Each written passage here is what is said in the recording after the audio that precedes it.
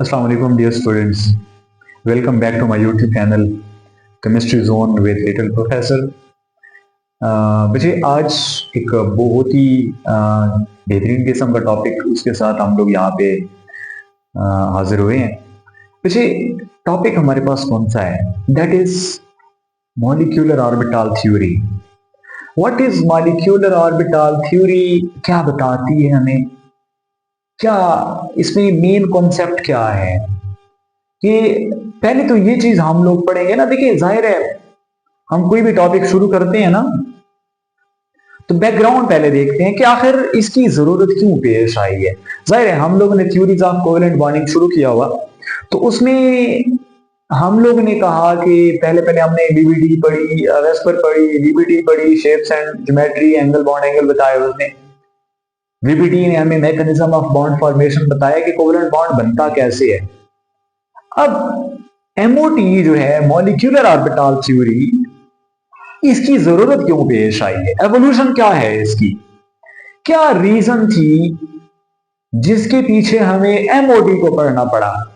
मोटी थ्योरी है MOT. MOT MOT का मतलब होता है मॉलिक्यूलर ऑर्बिटल थ्योरी। इसकी जरूरत क्यों पेश आई है? मुझे थोड़ा सा हम बैकग्राउंड में जाते हैं। हमने एवोल्यूशन के अंदर हमने पढ़ना है, हमने पढ़ा था वीबीटी। और वीबीटी हमें क्या बताती है? इसमें बोला था कि हाफ फिल्ड एटॉमिक ऑर्बिटल ये क्या करेंगे? ये ओवरलैप करेंगे और कोवेलेंट बॉन्ड बनाएंगे। हमने इतना पढ़ा था, half filled atomic orbital overlap and form covalent bond, पढ़ लिया हमने। अब अगर हम लोग उस चीज को लेते हुए ऑक्सीजन के ऊपर बात करें ना, ऑक्सीजन के ऊपर O2 का मॉलिक्यूल अगर हम लोग इसको स्टडी करें तो O2 के मॉलिक्यूल के अंदर हमें कुछ चीजें नजर आती हैं, कुछ कमियां नजर आती हैं। कौन कौन सी कमियां? वैसे अगर हम बात करें ऑक्सीजन की तो एटॉमिक नंबर 8 है, electronic configuration 1s2, 2s2 and 2p4। इसका मतलब ये है कि उसके p सब शेल के अंदर 4 इलेक्ट्रॉन मौजूद हैं, 1 2 3 और ये 4। यहां से एक चीज हमें पता चली। क्या चीज पता चली यहां से हमें? हमें पता चला कि इस ऑक्सीजन के 2 ऑर्बिटल p हैं जो हाफ फिल्ड है। 2 orbital, 2 p orbital half filled है। अब क्या हुआ? एक p ऑर्बिटल दूसरे के साथ सामने से ओवरलैप करेगा और पेयर्ड हो जाएंगे। इसका मतलब देखिए, ये वाला इलेक्ट्रॉन ऑलरेडी पेयर्ड, ये ऑलरेडी पेयर्ड, ये ऑलरेडी पेयर्ड, अब ये भी पेयर्ड हो गया, एक सामने से ओवरलैप हुआ, पेयर्ड हो गया। जो दूसरा p ऑर्बिटल है वो परपेंडिकुलरली पैरेलल ओवरलैप करते हैं और ये भी पेयर्ड हो गया दूसरे ऑक्सीजन के साथ। एक ऑक्सीजन का एक इलेक्ट्रॉन, दूसरे ऑक्सीजन का एक इलेक्ट्रॉन, ये भी पेयर्ड हो गए। अब देखें मेन कॉन्सेप्ट यहां पे हमें पता चलता है कि जब सारे इलेक्ट्रॉन पेयर्ड हो गए, जब हमारे पास सारे इलेक्ट्रॉन पेयर्ड हो गए, देन मॉलिक्यूल शुड बी क्या होना चाहिए? मॉलिक्यूल शुड बी क्या होना चाहिए? डायामैग्नेटिक होना चाहिए। Molecule should be diamagnetic. क्या मतलब? कोई अट्रैक्शन रिपल्शन शो नहीं करनी चाहिए मॉलिक्यूल को। लेकिन मसला कब पेश आया? जब 1929 के अंदर हमारे पास एक साइंटिस्ट है बच्चे, दैट इज लिनार्ड जोन्स। इसने एक बहुत ही अजीब किस्म की बात कर दी, बहुत ही अजीब किस्म की बात कर दी। क्या? इसने बोला आपके पास जो O2 मॉलिक्यूल है इसमें गो के वीबीडी के मुताबिक सारे इलेक्ट्रॉन पेयर्ड हो गए हैं, गो के पेयर्ड हो गए हैं, but still this molecule is paramagnetic. This molecule is still paramagnetic. Paramagnetic का क्या मतलब होता है? लिटिल अट्रैक्शन शो करने वाला। और लिटिल अट्रैक्शन कब शो करेगा? जब उसके अंदर अनपेयर्ड इलेक्ट्रॉन मौजूद होगा, या तो क्लॉकवाइज या एंटी क्लॉकवाइज स्पिन के साथ। अगर उसमें अनपेयर्ड इलेक्ट्रॉन मौजूद है तब वो अट्रैक्शन रिपल्शन शो करेगा। ये तो अजीब बात हो गई हमारे पास। तब हमारे पास दो और साइंटिस्ट आए, तब दो हमारे पास और साइंटिस्ट आए और नाम है उनका बच्चे, एक हमारे पास है रॉबर्ट, नाम है इनका बच्चे रॉबर्ट एस मोलिकन, एंड नेक्स्ट हमारे पास है बच्चे फ्रेडरिक होन्स। इन्होंने फिर थ्योरी प्रपोज कर दी। प्रपोज हम कहते हैं, इन्होंने एक थ्योरी प्रपोज कर दी, MOT।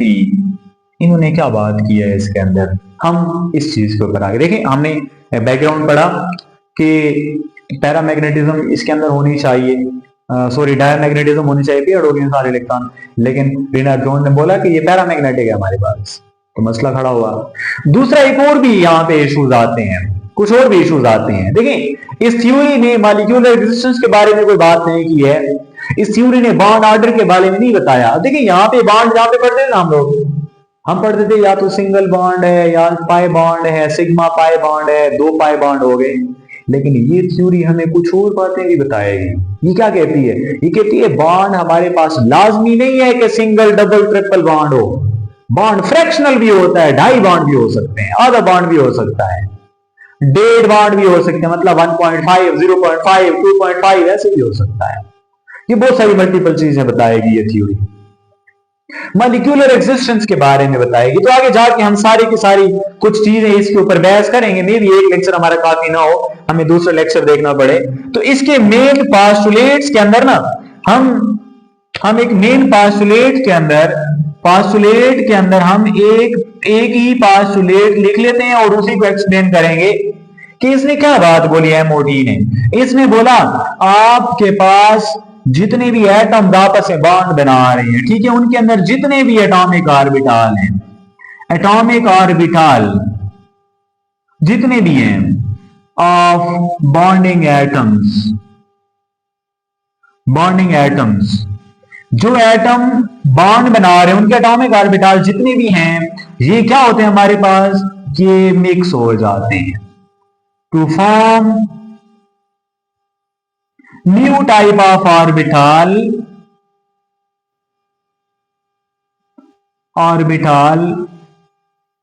Called molecular orbitals. देखें अब अभी तक हमारे पास एक नई चीज आ गई, मॉलिक्यूलर ऑर्बिटल। अब देखें ये ना क्वांटम जो हमारे पास मॉडल है एटम का, वेव मैकेनिकल मॉडल, ये उसको भी ओबे कर रहा है। ये वाली थ्योरी हमारे पास जो है कैसे ओबे कर रही है। देखिए हम लोग कहते हैं कि यहाँ पे एटॉमिक ऑर्बिटल जितने भी मिक्स अप हो जाते हैं और नए टाइप के ऑर्बिटल बनाते हैं, कॉल्ड एटॉमिक मॉलिक्यूलर ऑर्बिटल। अब देखिए मॉलिक्यूलर ऑर्बिटल हमारे पास ना दो टाइप के हो जाते हैं, एक को हम लोग नाम देते हैं लो एनर्जी मॉलिक्यूलर ऑर्बिटल और कुछ हमारे पास होते हैं हाई एनर्जी मॉलिक्यूलर ऑर्बिटल। जो लो एनर्जी वाले होते हैं ना, इनको एक और नाम दिया जाता है, they are called bonding molecular orbital, BMO लिखा जाता है इनको बुक्स के अंदर। और जो हाई एनर्जी वाले होते हैं they are called anti bonding molecular orbital, इनको ABMO कहा जाता है। बिल्कुल। अब ये बॉन्डिंग कैसे बने, आपसे पूछा जा सकता है बॉन्डिंग कैसे बने। देखिए दो किस्म की इंटरफेरेंस होती है। अब इंटरफेरेंस से पता चलता है कि इसने तो एज अ वेव नेचर भी इसके एक्सप्लेन कर दी, क्योंकि देखिए हम लोग ने पढ़ा ना डी ब्रॉगली की जो हमारे पास इक्वेशन है या श्रोडिंगर वेव इक्वेशन है, ये मॉडल जो हमारे पास है, उन्होंने बोला कि electron is a wave, electron के पास वेव नेचर भी होती है। और वेव्स जब आपस में टकराती है ना, देखिए जब वेव्स आपस में टकराती है ना, वेव्स, एक वेव है हमारे पास और ये दूसरी वेव है हमारे पास, तो यहां पे दो किस्म की इंटरफेरेंस हो सकती है, दो किस्म की इंटरफेरेंस हो सकती है। कैसे? एक ये कि जब आपस में इंटरफेयर करेंगे तो कंस्ट्रक्टिव इंटरफेरेंस होगी कैसे कि क्रस्ट और क्रस्ट मिलके एक दूसरे की एम्पलीट्यूड को बढ़ा देंगे। कंस्ट्रक्टिव इंटरफेरेंस इसको बोलते हैं। और अगर एक दूसरे के साथ अपोजिटली टकराते हैं तो फिर क्या होगा, ये वेव सरे से खत्म हो जाएगी, बिल्कुल खत्म हो जाएगी हमारे पास, बिल्कुल डिस्ट्रक्टिव इंटरफेरेंस हम लोग नाम देते हैं। अब कैसे इन्होंने मतलब इसको फॉलो किया, देखिए कंस्ट्रक्टिव इंटरफेरेंस कैसी होती है, मैं मिसाल दूं आप लोगों को। छोटे बच्चे को हम लोग एक झूले पे बिठा देते हैं, अपनी जबान में ना, अपने जबान में उसको पींग कहते हैं, हिंदको के अंदर सराइकी के अंदर पींग कहते हैं। पींग वो जो रस्सी दरख्त के साथ बांध लेते हैं। अब दरख्त के साथ रस्सी बांध के उसके ऊपर हमने बच्चे को बिठाया, बच्चा कहता है जी मुझे आपने पुश करना है। अब हम पुश कर रहे हैं उसको, देखिए वो एक स्विंग ले रहा है बच्चा, अब स्विंग ले रहा है, देखिए अब वो वापस आ रहा है ना, वापस। अब वापस आने के बाद जैसे वो एक्सट्रीम पे पहुंचता है ना, एक्सट्रीम पे, और जैसे वापस मुड़ने लगता है तब हम पुश करते हैं, तो उसकी जो स्पीड है उसमें इंक्रीज आ जाता है। इसका मतलब क्या है कि उसकी डायरेक्शन भी आगे थी और हमने पुश भी आगे किया, सेम डायरेक्शन में पुश हुआ। दिस इज कंस्ट्रक्टिव पुश, हमने कंस्ट्रक्टिवली उसको पुश किया, तो इससे हमें भी नुकसान नहीं है और उसको भी नुकसान नहीं है। लेकिन जाहिर है अब वो पीछे आ रहा है और हम रास्ते में उसको पुश करने लग जाते हैं, उसकी डायरेक्शन इस साइड में मोशन की, एक्सट्रीम पे नहीं पहुंचा अभी तक, हम रास्ते में पुश करते हैं, तो जाहिर है अगर उसका खाता पीता बच्चा हुआ तो हमें उठा के मारेगा दीवार के साथ, पीछे पुश करेगा। This is destructive interference. कैसे? अपोजिट डायरेक्शन में उसने पुश किया हमें। तो वेव की भी ऐसी कंस्ट्रक्टिव और डिस्ट्रक्टिव इंटरफेरेंस होती है। तो आपसे पूछा जाए कि जो बॉन्डिंग मॉलिक्यूलर ऑर्बिटल हैं ये कैसे बनते हैं, ये चूंकि इलेक्ट्रॉन वेव नेचर है, वेव नेचर शो करते हैं, तो हम कहते हैं अगर इलेक्ट्रॉन की जो वेव्स हैं अगर इनकी हो जाएगी कंस्ट्रक्टिव इंटरफेरेंस, कंस्ट्रक्टिव इंटरफेरेंस, तो उस वजह से जो नए वाले ऑर्बिटल बनेंगे they will be called bonding molecular orbital. और अगर इनकी हो जाएगी डिस्ट्रक्टिव इंटरफेरेंस, अगर इनकी हो जाएगी डिस्ट्रक्टिव इंटरफेरेंस, तो फिर बनने वाले मॉलिक्यूलर ऑर्बिटल हमारे पास क्या कहलाएंगे? Anti bonding molecular orbital. अब यहां तक तो बात हमारे पास हो गई है। अब कौन से ऑर्बिटल आपस में मिक्सअप होते हैं? याद रखें बच्चे, या तो एनर्जी सेम होनी चाहिए, सिंका होगी जब सेम एटम्स आपस में ज्वाइन हो जाएंगे, या तो एनर्जी सेम होनी चाहिए, या फिर थोड़ा सा गैप हो। कैसे? अगर शेल दोनों का सेम है लेकिन जाहिर एटॉमिक नंबर सेम नहीं है, दो डिफरेंट एटम आपस में उनके ऑर्बिटल मिक्स हो रही हैं, तो जाहिर है शेल नंबर तो सेम है, वन पहला शेल है, दूसरे शेल का एच है, पी है, मिक्स हो रही हैं, लेकिन थोड़ा बहुत साइज में एनर्जी में गैप होगा, क्योंकि एटॉमिक नंबर पे डिपेंडेंट होती है एनर्जी और उनका रेडियस और साइज और शेप सारे, ठीक है। तो हम लोग कहते हैं कि सेम एनर्जी या कंपेरेबल एनर्जी वाले शेप साइज वाले ऑर्बिटल जो आपस में मिक्सअप होते हैं और एक नए किस्म के ऑर्बिटल बनाते हैं, they will be called molecular orbital. दो किस्म के होते हैं, एक लो एनर्जी, एक high energy, bonding molecular orbital, anti bonding molecular orbital, PMO और एवीएमओ। यहां तक तो हमारी कहानी हो जाती है। अब इन मॉलिक्यूलर ऑर्बिटल के इलेक्ट्रॉनिक कॉन्फ़िगरेशन क्या होगी, या मॉलिक्यूल के साथ करेंगे, यार मालिक मॉलिक्यूल के साथ, ठीक है। वहां पे इनका देखिए रूल्स वही लगेंगे, ऑफ का रूल हम लगाते थे, पॉली प्रिंसिपल लगाते हैं, उन रूल लगाते हैं कि इलेक्ट्रॉनिक कॉन्फ़िगरेशन उन्हीं रूल के मुताबिक होगी, ठीक है। इसमें कोई रूल चेंज नहीं करना आप लोगों ने, ठीक है। अब यहां पे मेन जो हमारे पास एक कंसर्न आता है, मेन कंसर्न हमारे पास आता है कि यहां पे हमारे पास इसका इंपॉर्टेंस क्या क्या है, इंपॉर्टेंस, फायदा क्या क्या है इसका, इस थ्योरी का फायदा। तो हम इंपॉर्टेंस के अंदर जब हम बात करते हैं ना, तो मैं इसके 4-5 पॉइंट्स लिख देता हूं।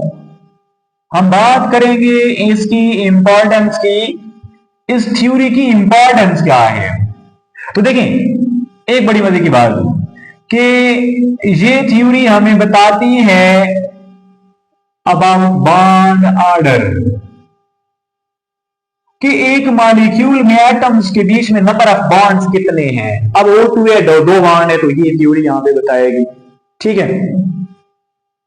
दूसरी, मॉलिक्यूलर एग्जिस्टेंस के बारे में बड़ा अच्छा खासा ये बता रही है, मॉलिक्यूलर एग्जिस्टेंस के बारे में बहुत अच्छा इंफॉर्मेशन दे रही है कि फ्ला मॉलिक्यूल एग्जिस्ट करेगा और फ्ला मॉलिक्यूल एग्जिस्ट नहीं करेगा। याद रखें अगर बॉन्ड ऑर्डर हमारे पास इक्वल हो गया 0, इसका मतलब वो मॉलिक्यूल एग्जिस्ट नहीं करेगा, डू नॉट एग्जिस्ट।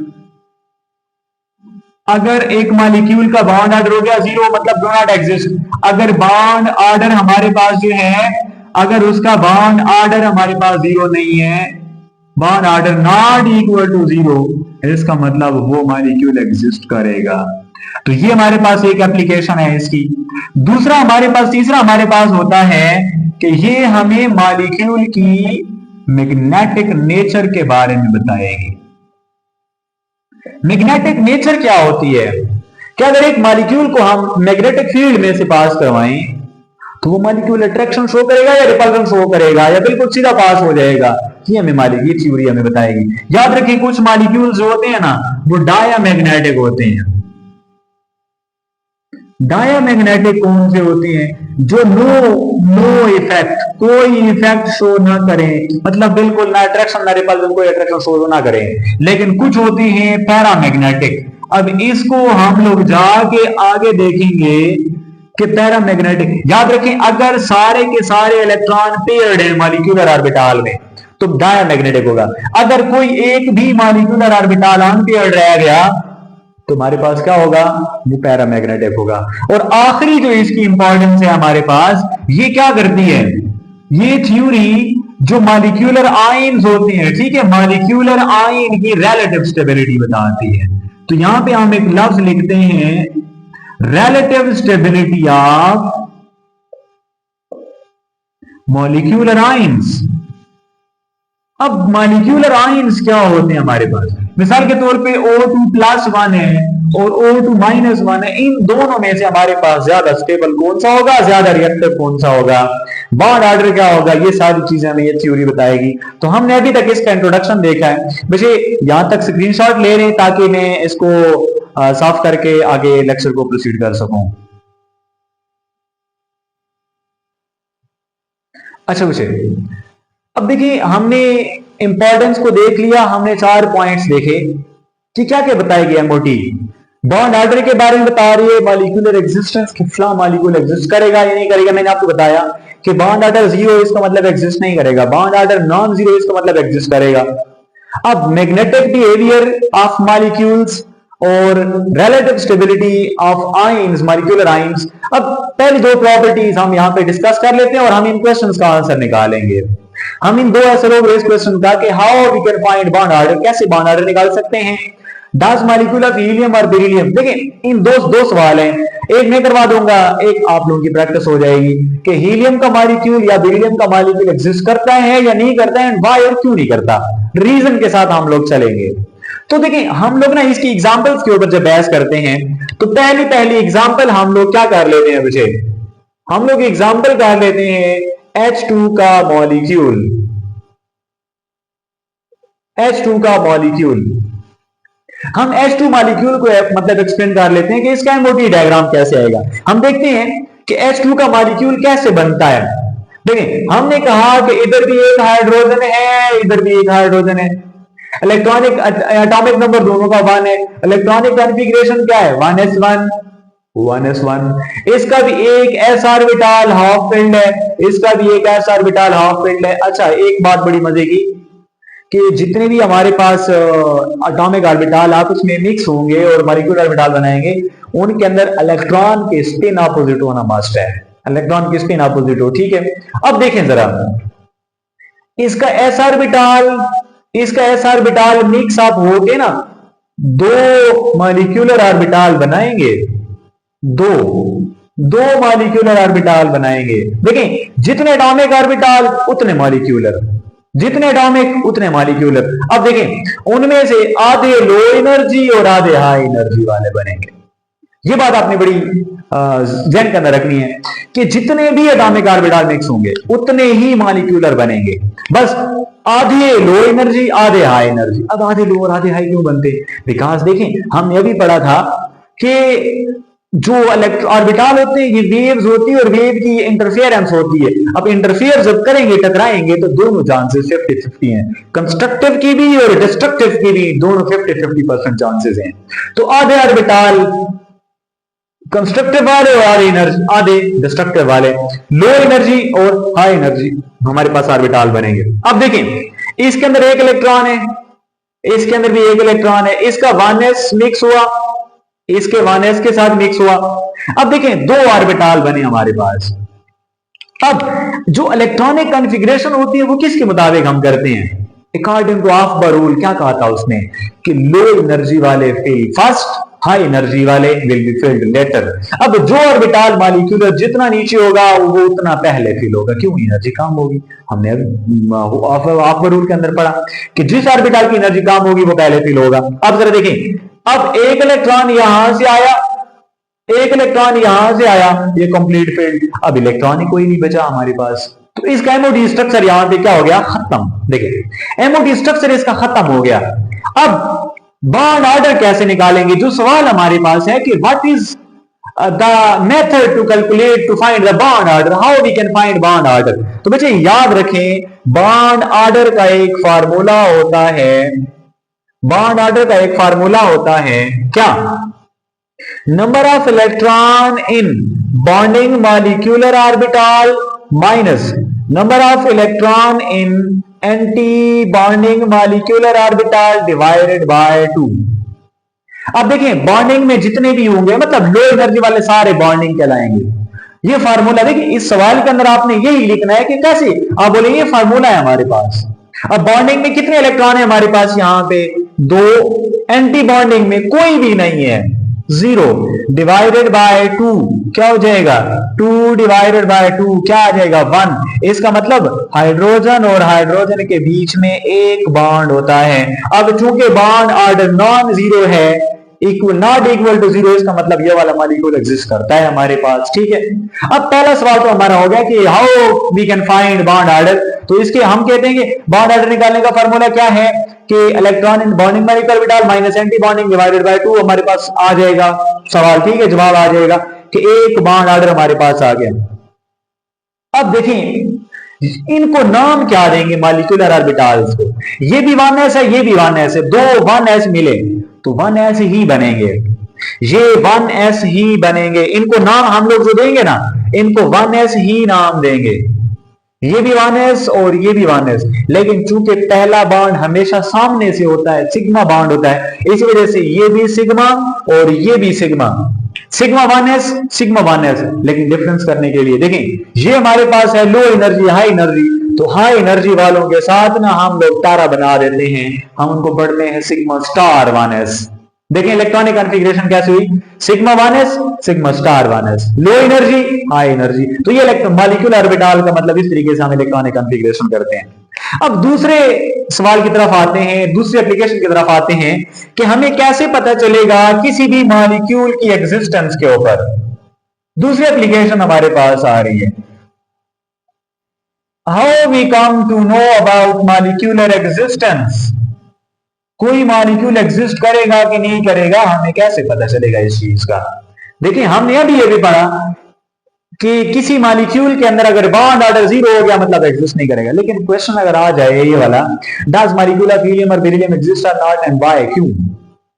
डायरेक्ट ऐसे नहीं कह सकते कि फला मॉलिक्यूल एग्जिस्ट करेगा और फला नहीं करेगा। जाहिर है कोई भी बात हम सीधी सीधी नहीं बता सकते, तो पहले हम उसका एमओटी ड्रा करेंगे एक तरीकाकार के तहत। ठीक है, आगे जाके अब देखिए हम लोग इसमें से ऐसा है कि मैं चले हीलियम में करवा देता हूं, बेरिलियम आप लोगों का हो जाएगा। अब हीलियम जो है ना, हम कहते हैं कि हीलियम मॉलिक्यूल, हम He2 के मॉलिक्यूल के ऊपर थोड़ा सा बहस करते हैं, कुछ देर के लिए सपोज करते हैं कि ये एग्जिस्ट करेगा। फिर कैसे करेगा? हम कहते हैं इसका एक हीलियम यहां पे है और एक हीलियम यहां पे है, एटॉमिक नंबर दोनों का 2 है, इलेक्ट्रॉनिक कॉन्फ़िगरेशन 1s2 दोनों की। हम कहते हैं दोनों में 2 इलेक्ट्रॉन है हमारे पास और दोनों 1s है। इसका मतलब s ऑर्बिटल जो होता है हमारे पास इधर और एक एटॉमिक ऑर्बिटल इधर। देखिए वही बात आ गई है, दो एटॉमिक ऑर्बिटल मिक्सअप हो गई हैं। क्या बनाएंगे? दो ही मॉलिक्यूलर ऑर्बिटल बनाएंगे, दो ही मॉलिक्यूलर ऑर्बिटल बनाएंगे, एक लो एनर्जी और एक हाई एनर्जी, दो ही ऑर्बिटल बनाएंगे मॉलिक्यूलर ऑर्बिटल। अब इनको नाम क्या देंगे? लेट्स से ये 1s था, 1s2, ये भी हमारे पास 1s2, तो ये हमारे पास होगा क्योंकि पहला बॉन्ड है तो सिग्मा 1s और ये भी सिग्मा 1s है, लेकिन चूंकि हाई एनर्जी वाला, मैंने कहा था हाई एनर्जी वालों के ऊपर स्टार लगाते हैं, सिग्मा स्टार 1s। अब इलेक्ट्रॉनिक कॉन्फ़िगरेशन करेंगे इनके अंदर, ठीक है। अब एक इलेक्ट्रॉन यहां से आया, एक यहां से आया, तो ये दो यहां पे कंप्लीट फील्ड, एक ऑर्बिटल में इलेक्ट्रॉन भी दो ही आते हैं, ये वाला हमारा कंप्लीट फील्ड हो गया। अभी भी दो इलेक्ट्रॉन बाकी है, किसका और एक उसका।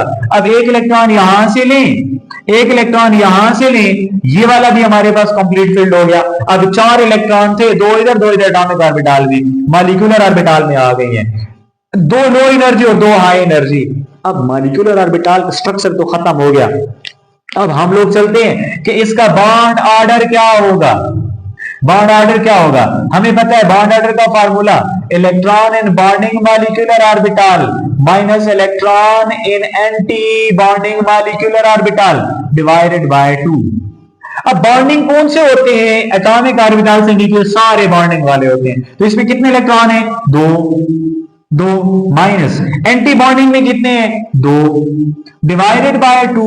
अब देखिए 2 माइनस 2 क्या हो जाएगा, 0 डिवाइडेड बाय 2, क्या जवाब आ जाएगा। इसका मतलब जब बॉन्ड ऑर्डर 0 है, अब आप इसको सीना खोल के लिख सकते हैं। अक्सर लोग होते हैं सीना चौड़ा करके बोल रहे होते हैं, क्या जी मैंने तो नई चीज डिस्कवर कर ली है। अब आप लिख सकते हैं कि चूंकि बॉन्ड ऑर्डर H2 का 0 हो गया, हमारे पास बॉन्ड ऑर्डर 0 हो गया, और अभी अभी पास्टुलेट के अंदर हमने पढ़ा कि बॉन्ड ऑर्डर जो है अगर 0 हो जाए मॉलिक्यूल एग्जिस्ट नहीं करता। तो आप आखिर में जाके लिख सकते हैं कि आपने जो पूछा था कि मॉलिक्यूलर फिल्म एग्जिस्ट और not, this will not exist. क्यों, बॉन्ड ऑर्डर 0 है। अब दो एटम के बीच में बॉन्ड ही कोई नहीं है, तो कैसे आपस में इकट्ठे रह सकते हैं, पॉसिबल नहीं है। एक बात बड़ी मजे की कि क्या यहां पे तो चलो एक और दो इलेक्ट्रॉन की हमने बात कर दी है, जब ऑक्सीजन या नाइट्रोजन या फ्लोरीन वट एवर जो भी हमारे पास आ जाए, कोई भी मॉलिक्यूल हमारे पास आ जाए, उसमें तो इलेक्ट्रॉन ज्यादा होते हैं। तो क्या सिर्फ वैलेंस शेल के इलेक्ट्रॉन से सिर्फ इसमें मिक्स होंगे या अंदर वाले शेल के भी मिक्स होते हैं। तो याद रखें बच्चे, एक मॉलिक्यूल के अंदर जितने भी इलेक्ट्रॉन होते हैं, एक मॉलिक्यूल के अंदर जितने भी इलेक्ट्रॉन होते हैं वो किसी एक एटम के नहीं, बल्कि वो पूरे के पूरे मॉलिक्यूल के इलेक्ट्रॉन कंसीडर किए जाते हैं। याद रखनी है बात। देखिए लाइक मैं मिसाल दूं आप लोगों को, वाटर है मेरे पास। अब यहां पे 2 इलेक्ट्रॉन हाइड्रोजन के और 8 इलेक्ट्रॉन ऑक्सीजन के। बच्चे याद रखें ये 10 इलेक्ट्रॉन जितने भी हैं, पेड़ है जहां जहां पे हम पेड़ हैं, वो ओवरऑल वाटर के इलेक्ट्रॉन काउंट होंगे। इसमें ये नहीं कह सकते कि इसमें 2 इलेक्ट्रॉन हाइड्रोजन के। None of electron of a molecule is associated with any individual atom. कोई भी एक इलेक्ट्रॉन भी मॉलिक्यूल का आप किसी एटम से एसोसिएट नहीं कर सकते। क्यों, वो सारे के सारे इलेक्ट्रॉन जो होते हैं वो मॉलिक्यूलर ऑर्बिटल में पाए जाते हैं, और जब मॉलिक्यूलर ऑर्बिटल में पाए जाएंगे इसका मतलब वो तो मॉलिक्यूल के हैं, वो तो एटम्स के ना हुए, क्योंकि एटम से निकल के आप वो मॉलिक्यूलर ऑर्बिटल में आ गए हैं। तो none of electron can be associated with any of the individual bonding atom because they are now associated with the molecule because they are present in their molecular orbital। जब molecular orbital में मौजूद हैं तो आप वो molecular के electron कहलाएंगे, अब वो किसी एटम के इलेक्ट्रॉन नहीं कहलाएंगे। मुझे होप सो आपको यहां तक समझ आया होगा। अभी हमारी 2 एप्लीकेशंस बाकी हैं MOT की, तो नेक्स्ट लेक्चर के अंदर कोशिश करेंगे कि इसका मैग्नेटिक बिहेवियर भी हम लोग कंप्लीट कर लें और रिलेटिव स्टेबिलिटी ऑफ आयंस भी कंप्लीट कर लें। होप सो आप लोगों को समझ आया होगा। वैसे अगर लेक्चर आप लोगों को अच्छा लगा तो लाइक कमेंट करना है लाजमी, और इसको शेयर भी करना है, सब्सक्राइब करनी है तो वो भी कर देना है। मिलते हैं इंशाल्लाह नेक्स्ट लेक्चर के अंदर। वैसे तब तक के लिए अल्लाह हाफिज।